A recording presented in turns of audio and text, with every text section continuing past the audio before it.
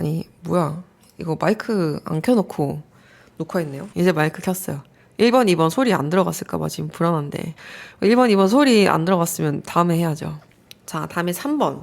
사업이 계속 안 되는 사람, 그리고 이 사람은 언젠가 된다, 이런 사람의 차이. 비율적으로 따지면 당연히 계속 안 되는 사람이 훨씬 많겠죠. 제가 이렇게 생각을 하는 이유는 계속 안 되는 사람들을 저도 많이 봤고 또 안 되다가 되는 분들도 많이 봤는데, 비교를 해보면 이 사람은 좀 되겠다 싶은 사람들은 어떤 사람들이냐면, 지금 일시적으로 뭐 쿠팡을 해가지고 돈이 물려서 잠깐 실패를 해서 뭐 우울증 걸렸어. 지금 잠깐 힘든 구간을 건너고 있어. 근데 그 전에는 잘했던 적이 있었던 사람인 거예요. 그러니까 쿠팡에서 돈을 이 정도로 잃은 거는 그 전에 벌어본 적이 있는 거지. 또는 셀러로서 그럴 수도 있는 거고, 또는 직업을 바꿔서도 내가 지금 온라인 셀링 처음 하는데, 쿠팡 처음 하는데 이전에 내가 운동선수였어. 뭐 예를 들어서 태권도 선수였다고 쳐봐요. 그러면 태권도 선수인데 거기에서 어느 정도 내가 성과가 있었던 거지. 물론 운동이라는 게 그 천재성, 타고난 천재성과 피지컬도 무시를 못해서 결국 그런 거에서 밀려서 열심히 하는 분들이 많이 밀려나겠지만, 거기에서 내가 피지컬이나 천재성이 밀리지 않는 시점까지는 계속 입상도 하고 순위권에 들었다. 그러니까 뭔가 경쟁에서 살아남기 위해서 치열하게 싸워본 적이 있다. 저는 근데 주로 제가 되게 좋게 보시는 분들이 운동하셨던 분들이거든요. 그러니까 전문 체육 하셨던 분들, 실업선수 하신 분들은 공부만 한 사람보다 웬만하면 사회에서 더 성공할 확률이 높다고 생각을 해요.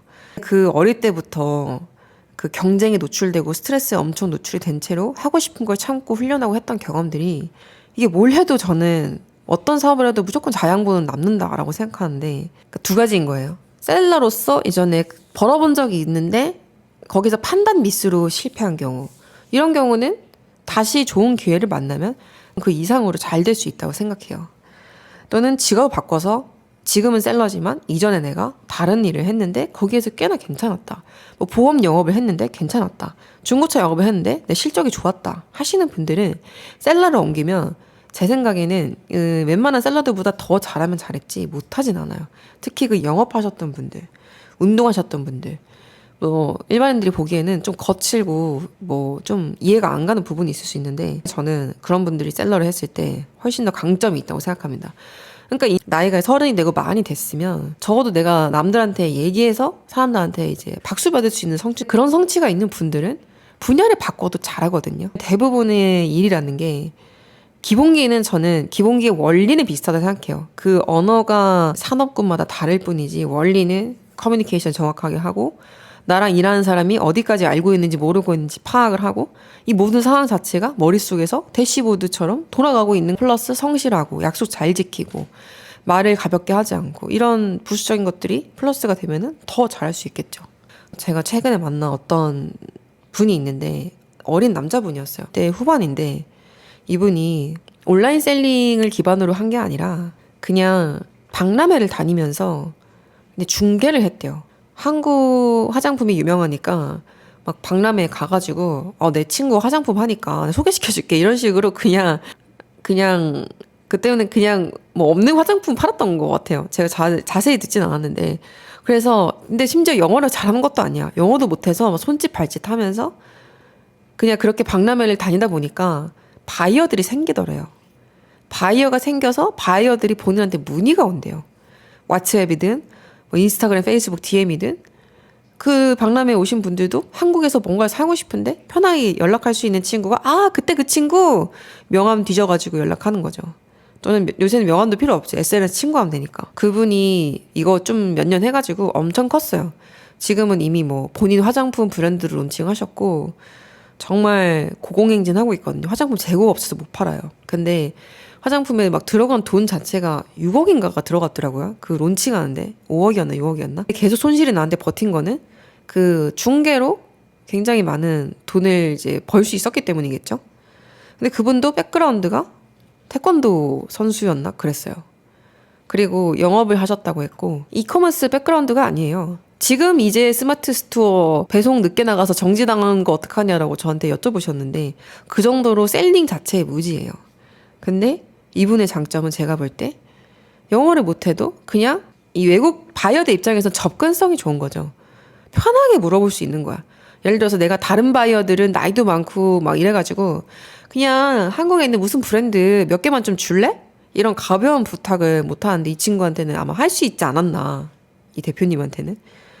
그런 접근성 그리고 인상이 참 좋아요. 항상 생글생글하게 웃고 잘 갖춰 입고 다니고 약속 잘 지키고 매너 좋고 이런 부분들이 잘 먹힌 거죠.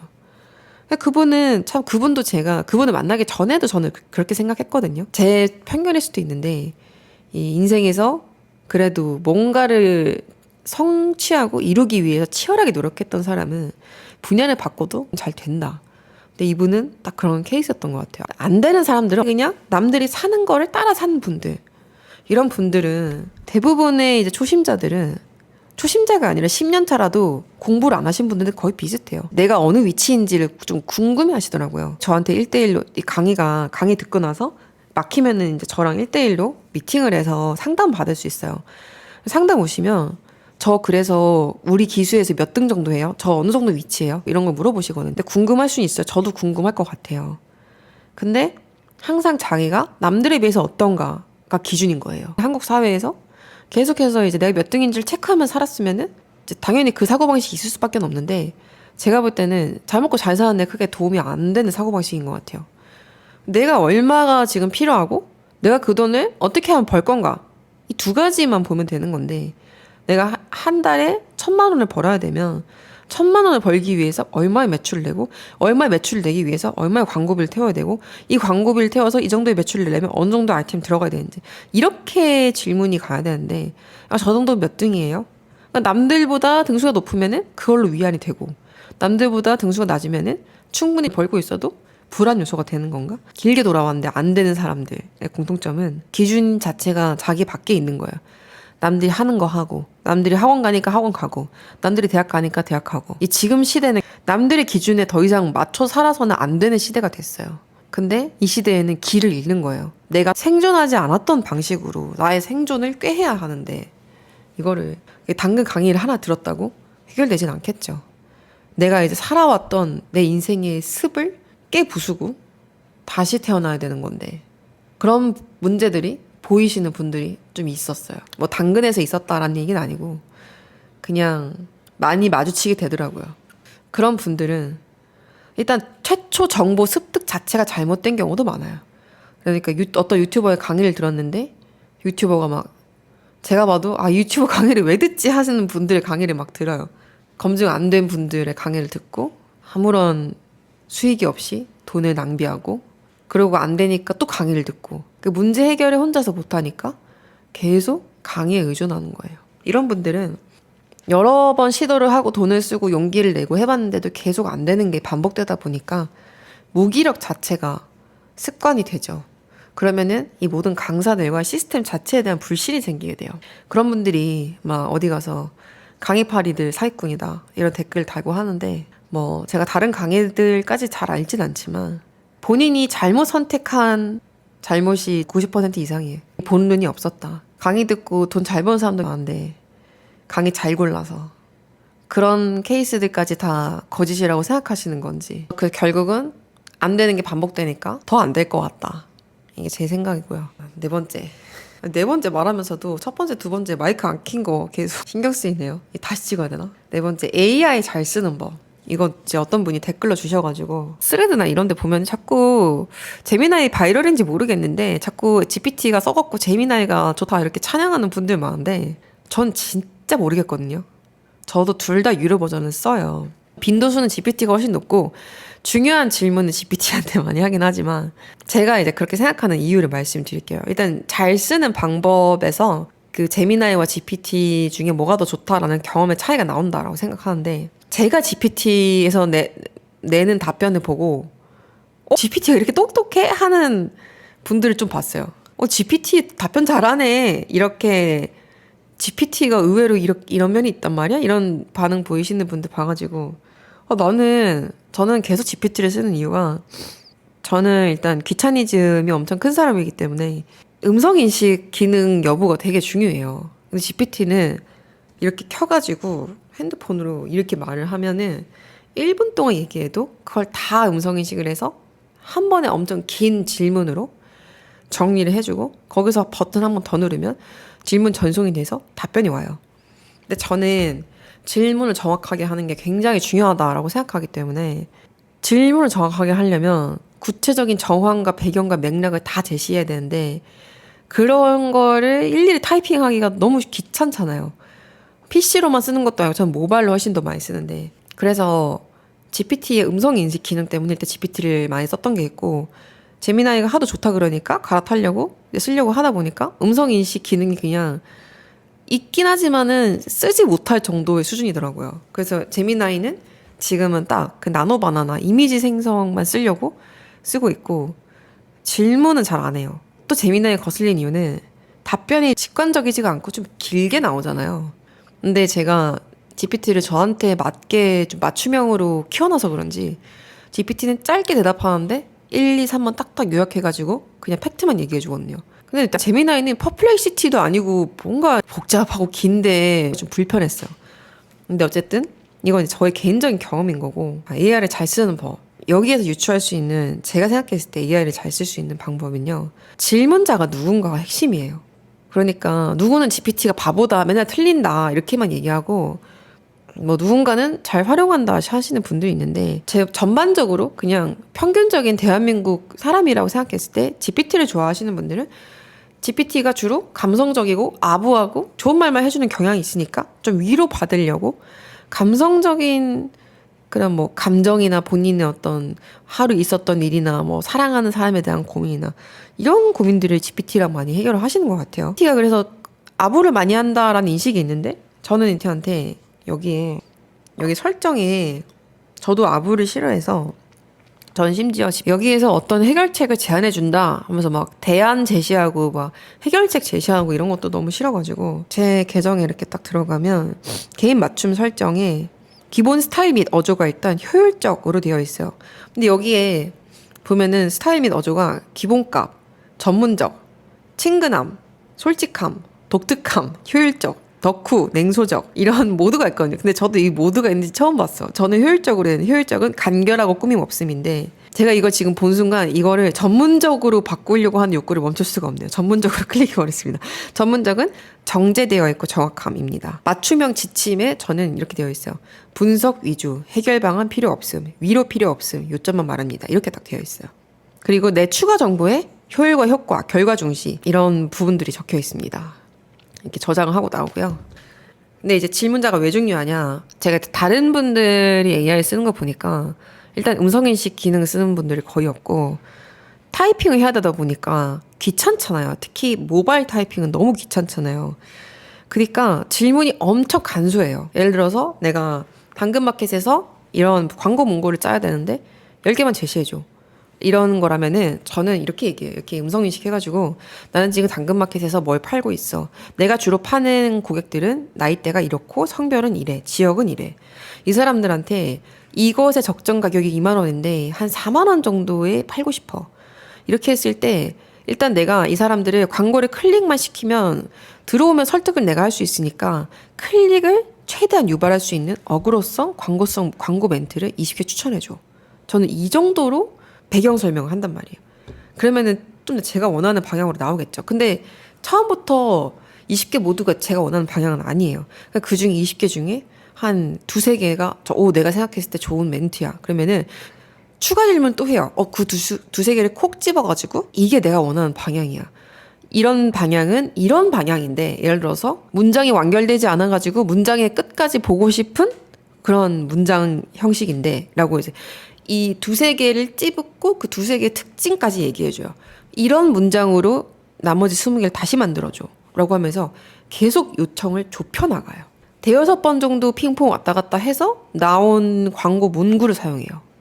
근데 대부분은 그냥 광고 문구 이렇게 추천해줘 하고 첫 번째 답변에서 그냥 바로 광고 문구 갖다 쓰시더라고요. 근데 이 모든 거는 귀차니즘에서 발동이 되는 거라서 일단 음성 인식을 해서 내가 친구한테 말하듯이 최대한 상세하게 모든 맥락을 설명할 수 있으면 그거는 AI 자체의 그 모델의 정확성이나 뭐 제미나이가 더 똑똑하고 GPT가 똑똑하고 이걸 떠나서 그냥 질문 자체가 엄청 구체적이기 때문에 답변의 퀄리티가 높을 확률이 높아요. 실제로 AI 질문에서 정확한 용어를 사용했는지, 그리고 범위나 전제, 제약 조건을 미리 줬는지, 그리고 뭐 문장 자체도 좀 막 불필요한 어떤 감정 표현이 없고 좀 구조화돼서 정말 정보를 알고 싶어 하는지, 이런 것들을 이 사람한테는 조금 더 내가 할 수 있는 최대한의 노력을 해서 좋은 답변을 줘야 돼 라고 AI가 생각하게 만드는 시그널이 되기 때문에 질문을 잘 주는 게 굉장히 중요해요.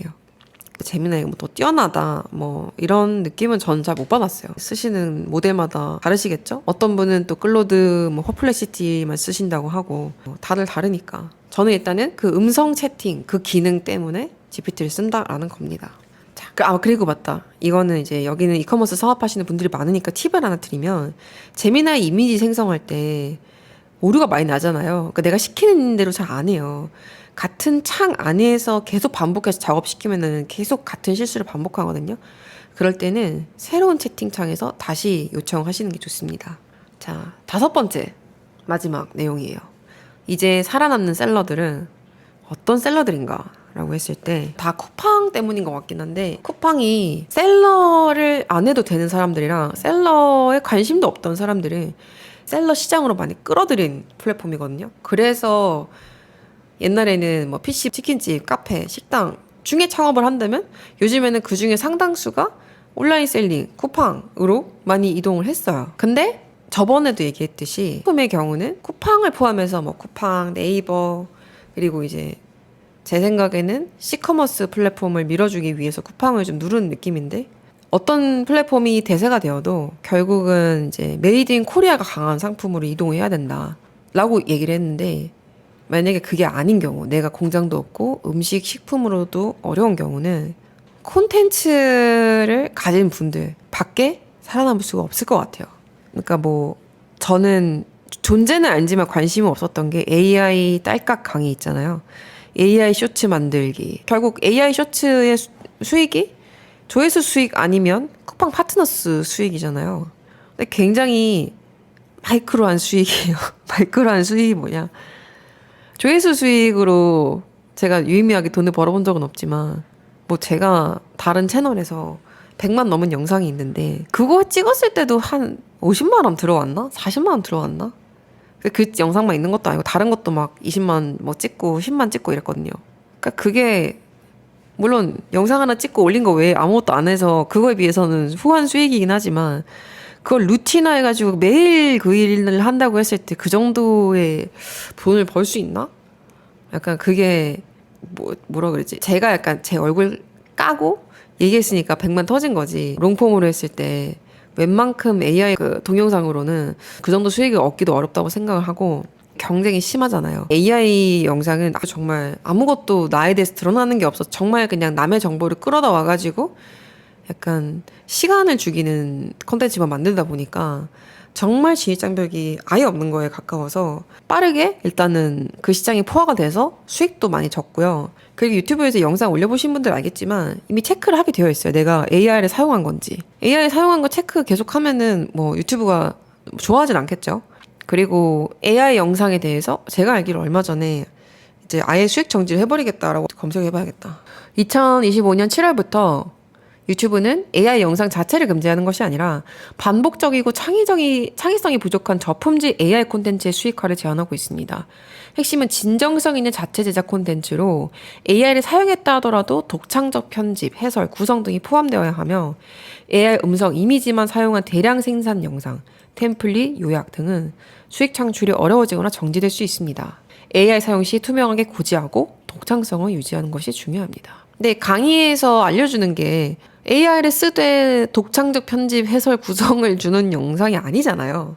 그런 거는 애초에 AI를 안 쓰더라도, 그냥 그런 사람들은 애초에 AI를 안 쓰더라도 돈을 벌 수 있는 분들이고요. 결국은 내가 스스로 돈을 벌 수 있는 쌓여있는 기술이 없는데 돈을 번다라는 거는 그냥 정말 타임어택이라는 거예요. 시장이 좋을 때, 규제가 없을 때 잠깐 들어가서 돈 벌고 나오는 거죠. 근데 셀러들도 마찬가지인데요. 평생 그걸 하게 되는 거예요. 그러니까 그때그때 트렌드에 들어가서 빨리 들어가서 먹고 나오고 이거 반복. 나쁘다라는 건 아닌데, 이거에 일단 강의 자체가 이제 강의 플랫폼도 많고 강의 자체도 이제 많이 퍼져가지고 뭐 하나 돈 되는 거 있다라고 했을 때 그거의 아류들, 그리고 팔로워들이 급속도로 늘어나서 급속도로 포화가 되고요. 그리고 내 수익도 급속도로 줄어들게 돼요. 근데 지금 AI 쇼츠가 대표적인 케이스인 것 같아요. 결국 유튜브가 이렇게 하는 이유는 사람들이 보고 싶어 하지 않는 영상들을 계속 노출을 하다 보니까 이런 것들이 많이 생기면 아무래도 노출이 많겠죠. 그러면 이제 사람들이 유튜브 자체를 불신하는 거예요. 아, 유튜브에 요즘에 AI로 만든 가짜 영상밖에 없어가지고 짜증나. 안 볼래.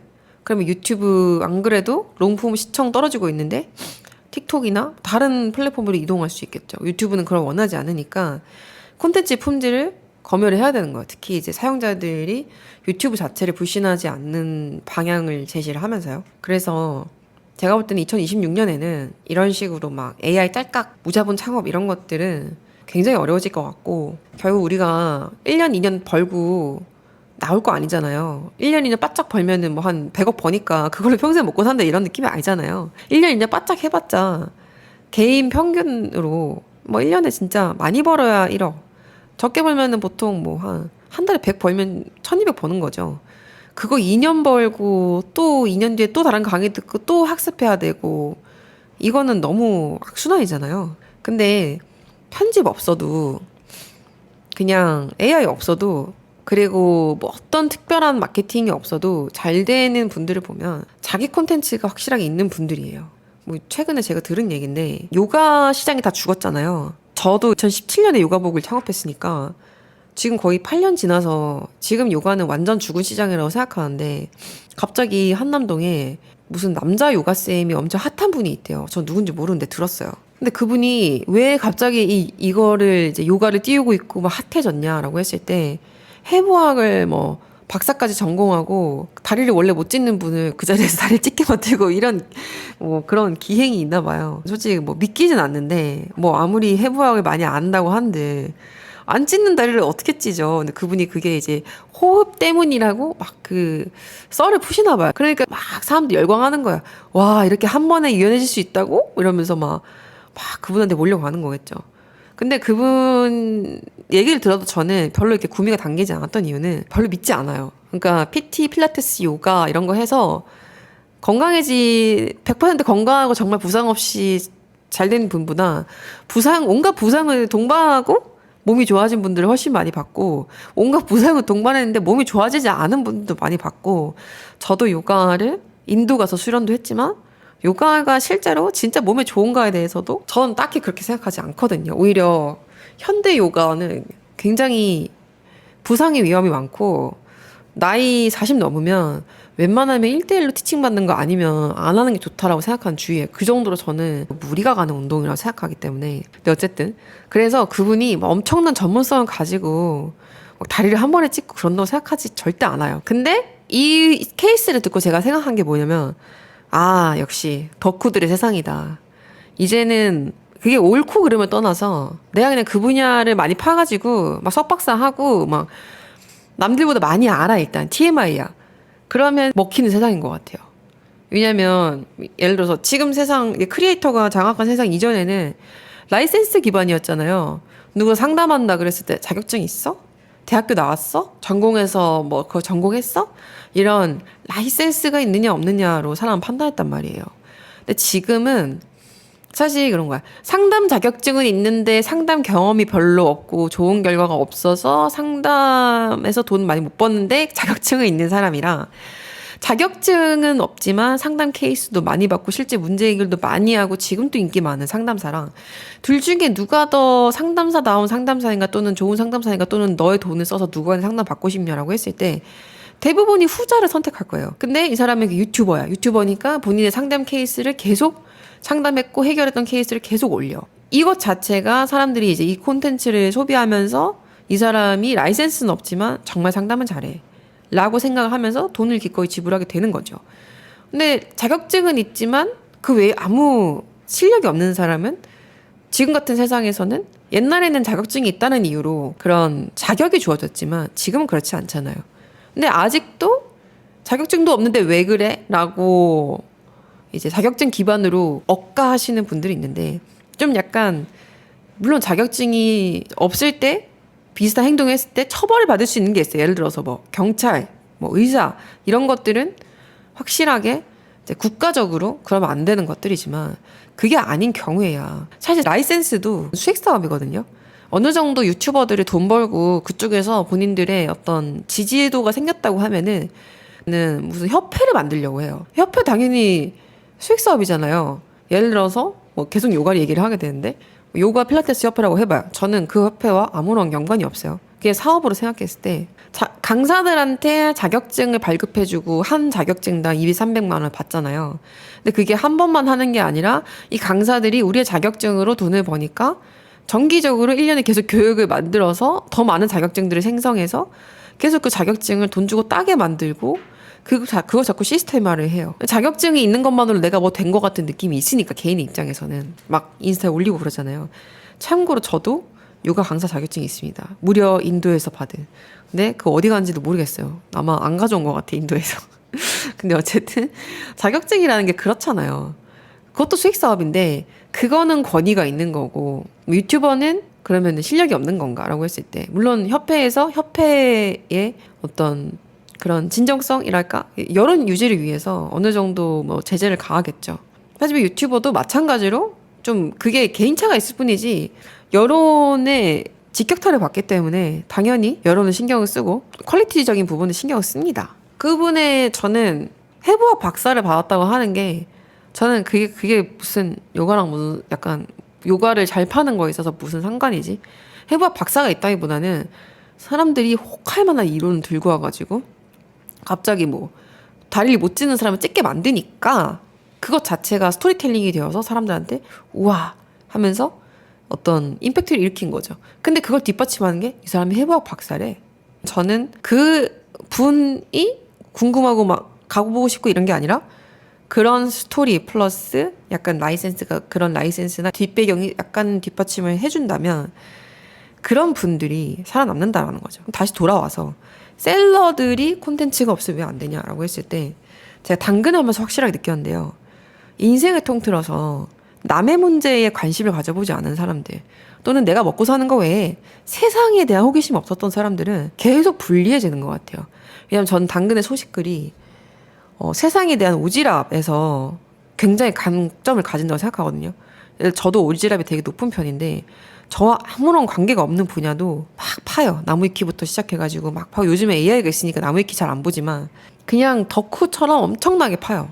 작년에는 예를 들어서 막 마리아나 해구에 꽂혀가지고 해구 막 파고 해구에 대해서 탐구하고 동굴 심해 다이빙 이런 거 막 탐구하고요. 근데 저는 동굴 심해 다이빙은커녕 그 오픈워터 자격증도 없는 다이빙에 아예 관심이 없는 사람인데 이 세상에 대한 순수한 호기심이랄까? 그냥 알고 싶음? 어떻게 보면 오지랖이죠. 사람에 대해서도 마찬가지고 이게 워낙 넓다 보니까 당근같이 콘텐츠가 중요한 플랫폼에서 제가 강점을 가지더라고요. 어떤 품목을 가져와도 그 품목에 대해서 일반인 이상으로 덕후질을 했던 경험이 있으니까 그것들이 자연스럽게 삶 속에서 녹아들어서 콘텐츠로 되게 자연스럽게 풀리는 거죠. 근데 요약을 하면 결국 계속 30대, 40대, 50대 돼도 계속 돈이 없는 분들은 슬프지만 계속해서 본인의 문제에 천착해서 살아왔던 분들이 대부분이에요. 그러니까 내가 지금 내 코가 석자면 내 옆 사람이 굶어 죽는지 무슨 문제가 있는지 아픈지 모르잖아요. 알 수도 없고 그런 삶을 계속 살아오셨기 때문에 계속해서 해가 거듭할수록 기술이 발전할수록 불리해지는 거예요. 근데 제가 저번 영상에서 말했나요? 데일 카네기 인간관계론에 정말 중요한 문장이 있다고. 남의 문제를 해결하는 사람은 무조건 돈을 벌 수 있다. 그러니까 한 번도 돈 걱정을 안 하고 살 수 있다. 이런 말이었잖아요. 남의 문제를 해결하고 남을 도울 수 있는 사람이 되려면 기본적으로 남한테 관심이 있어야 돼요. 그러니까 이 사람이 날 얼마나 좋아할까 이런 이기적인 관심이 아니라 순수하게 그냥 이 사람을 관찰하고 이 사람에 대해 탐구하고 인간적으로 바라보고 이런 관심이 있어야 된다는 거죠. 근데 그런 관심을 한 번도 세상을 향해서 또는 타인을 향해서 사회를 향해서 갖지 않고 살아오신 분들은 컨텐츠가 없기 때문에 결국은 대부분의 그분들이 가진 아주 짧은 기술이 강의에서 300만 원 주고 배운 기술은 AI한테 대체된다는 거죠. 그래서 지금이라도 내 나이가 40이든 50이든 내 일생에서 정말 스토리텔링 하나만큼은 기가 막히게 할 수 있는 그런 덕질, 콘텐츠 쌓아나가는 게 장기적으로는 유리하다고 생각을 합니다. 이렇게 얘기한 게 맞나? 얘기하다 보니까 갑자기 괴별이 된 것 같은데. 1번, 2번 녹음 안 됐을 경우를 대비해서 1번, 2번을 역순으로 다시 얘기해야겠다. 쿠팡에서 계속 적자인 사람과 쿠팡에서 돈을 이제 버는 사람의 차이인 거예요. 아까 길게 얘기했는데 이제 짧게 얘기하겠다. 한 번 얘기하고 또 얘기할래. 쿠팡 강의를 보통 들으면 또는 영상을 보면 쿠팡은 초보자들도 들어올 수 있다. 왜 그러냐. 네이버는 어느 품목에 들어가면 이미 1등부터 뭐 20등, 50등까지 순위가 정해져 있어서 초보자가 들어가면은 뭐 1000등, 10,000등에 시작한다. 언제 앞으로 끌어와서 파냐. 이러시는데 쿠팡이라고 순위가 없는 게 아니에요. 쿠팡도 그 본사 미팅 가면은 쿠팡은 순위 표시는 1등부터 5등까지 해주는데 본사 미팅 가면은 그 내 계정 담당자가 내 상품이 전체에서 몇 등인지 다 갖고 있어요. 등수가 있단 말이에요. 하지만 보여주지 않을 뿐이죠. 그리고 보여줄 필요도 없고. 근데 이 롤링 시스템이라는 거는 노출을 균등하게 해준다라는 거예요. 이 노출을 균등하게 해준다는 건 뭔 말이냐. 같은 광고비를 쓴 사람들이면은 1등부터 뭐 1000등, 만등까지 굳이 차별하지 않고 광고를 한 번은 노출해준다는 거예요. 근데 그 롤링 시스템이라는 것의 함정은 그러면 1등부터 5등까지는 어떻게 파냐? 이게 사실 핵심 질문인데 쿠팡 광고가 롤링 시스템이다라면서 쿠팡의 판매 포인트를 잡아버리면 영원히 거기서 벗어날 수가 없어요. 돈을 벌 수가 없어요. 자, 제가 일단은 저는 이제 쿠팡 강의를 하지 않으니까 유용한 정보를 드릴게요. 강의에서 누군가는 말해주고 이거를 모르는 분도 있고요. 말해주지 않는 정보인데 1등부터 5등까지를 벤치마킹 하는 것이 제가 볼 때 정답입니다. 그 순위권에 들어있는 사람이 옆에 있는 게 제일 좋고요. 1등부터 5등이 어떻게 팔까? 그리고 고객은 1등부터 5등의 상품을 어떻게 검색해서 구매하게 될까? 그거를 생각하는 게 가장 중요해요. 자, 첫 번째. 특정 키워드를 검색했을 때 1등부터 5등은 광고가 아니라 순위가 높아서 떠요. 예를 들어서 내가 핸드폰 케이스 이렇게 검색하면은 광고도 물론 뜨죠. 핸드폰 케이스 광고를 빡세게 태운 사람도 뜨지만 그냥 그 카테고리에서 1등 하는 사람도 떠요. 그럼 내가 핸드폰 케이스 검색해서 1등 하는 사람과 클릭을 했어. 그러면은 그 사람은 그래 내가 구매를 했어. 그 사람 정산받을 때 내가 구매한 거에 대해서 광고비를 지출했을까요? 안 했을까요? 광고비 지출을 안 했어요. 왜냐하면 순위가 높아서 노출이 됐기 때문이에요. 근데 내가 예를 들어서 1등을 클릭해서 들어갔어. 근데 그 밑에 연관으로 뜨는 다른 광고를 클릭했어. 근데 그 광고에서 파는 사람은 만등이야. 근데 그 만등짜리 게 더 디자인이 이뻐서 그걸 샀어. 근데 그분은 광고비를 썼을까 안 썼을까? 그분은 썼어요. 근데 여기서 알 수 있는 중요한 포인트. 1등, 2등, 3등 이렇게 주요 순위의 자리를 한번 잡잖아요. 이분들은 광고로 태우는 매출과 그냥 순위를 점에서 나오는 자연 매출의 비율이 1대9, 2대8, 3대7 이래요. 그러니까 광고로 매출이 일어난 케이스가 많이 없고 대부분이 자연 판매인 거예요. 그러면 내 이익이 예측 가능한 거죠. 예를 들어서 내가 10,000원에 이 케이스를 사와서 20,000원에 판다. 그럼 물류비 정해져 있죠. 물류비 3,000원이라고 쳐. 그럼 나는 하나 팔릴 때마다 부가세 이런 거 다 그냥 생각 안 하고 7,000원씩 남는 거예요. 그게 고정인 거야. 근데 하루에 100개 팔리면 하루에 70만 원 남는 거죠. 근데 광고를 태워서 파시는 분들은 다르겠죠. 일단 하루에 10개 파는데 10개 전부 다 자연 노출이 안 되니까 광고로 팔리게 돼요. 그러면은 하나를 파는데 쓰는 광고비가 예를 들어서 3,000원에서 8,000원 사이다. 3,000원일 때는 물류비 3,000원에 광고비 3,000원 해가지고 4,000원 남지만 8,000원일 때는 물류비 3,000원에 원가 10,000원에 광고비 8,000원 했는데 내가 파는 게 20,000원이야. 1,000원 손해인 거예요. 근데 이 3,000원에서 8,000원이 들쭉날쭉해요. 그러니까 3,000원에만 나가도 내가 4,000원씩 남다는 걸 알겠어. 근데 어떤 날은 3,000원에 나가고 어떤 날은 5,000원에 나가고 어떤 날은 9,000원에 나가고 이러기 때문에 들쭉날쭉해서 얼마가 남는지 예측도 안 되고 남지도 않아요. 적자일 때도 많아요. 자, 그러면 중요한 포인트는 내가 이 제품을 하기로 했으면 그 카테고리에서 무조건 3등 안에는 끌어올린다. 이게 목표가 되어야 되는 거야. 그럼 내가 지금 이 카테고리는 너무 어려워서 못 들어갈 것 같다. 그러면은 카테고리를 작은 걸 들어가야 돼요. 일주일에 검색 50개 되는 거. 일주일에 한 10명 사는 거. 그런 거 들어가야 돼요. 그런 거 들어가면 광고 안 태워도 상단 노출돼서 팔려요.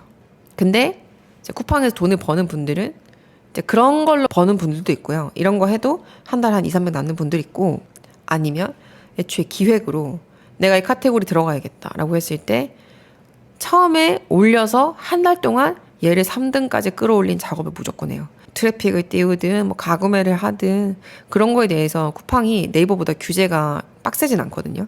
그렇게 해서 막 광고도 막 로아스 막 100, 150으로 태우고 해가지고 확 끌어올려요. 그러고 순위를 유지해요.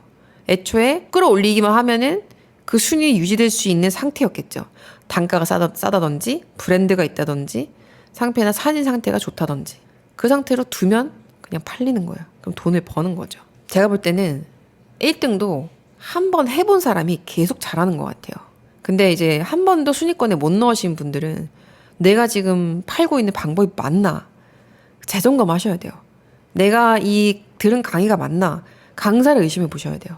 이거는 그 방법으로는 얼마나 좋은 제품을 가져와도 절대로 돈을 벌 수가 없다. 순이익이 날 수가 없다는 거죠. 자, 두 번째 내용도 있는데 제 말 너무 많이 해가지고 힘들어가지고 이 내용은 연말에 다시 하도록 하겠습니다. 오늘 재밌게 들으셨나요? 당근 강의 문의가 많은데 네이버 스마트 스토어에서 라이브를 구매를 해주셔야 돼요. 라이브를 구매하시는 게 3,000원인데 왜 3,000원을 책정을 했냐? 라이브를 예약하는 것에 대해서 책임을 좀 가지셨으면 좋겠다가 첫 번째고, 두 번째는 라이브가 강의에 대한 안내긴 하지만 그것만 들어도 당근에서 매출 잘 내시는 분도 많거든요. 정보도 있기 때문이에요. 그 정보에 비하면 3,000원은 싼 거라는 생각은 하지만 불확실한 거에 막 10,000원, 20,000원 태울 수는 없으니까. 그래서 3,000원 정도로 책정했습니다. 스마트 스토어에서 구매를 하시고 나면은 제가 문자로 당일 혹은 이길에 보내드리고요. 그 안내를 보내드리고 안내대로 하시면 됩니다. 아, 강의 일정은 1월 첫 일요일인가요? 1월 3일부터 하려고 하는데 10일이 될 수도 있어요. 일단 3일로 계획을 하고 있고, 라이브는 12월 26일 크리스마스 지나고 금요일날 합니다. 오늘 고생하셨습니다.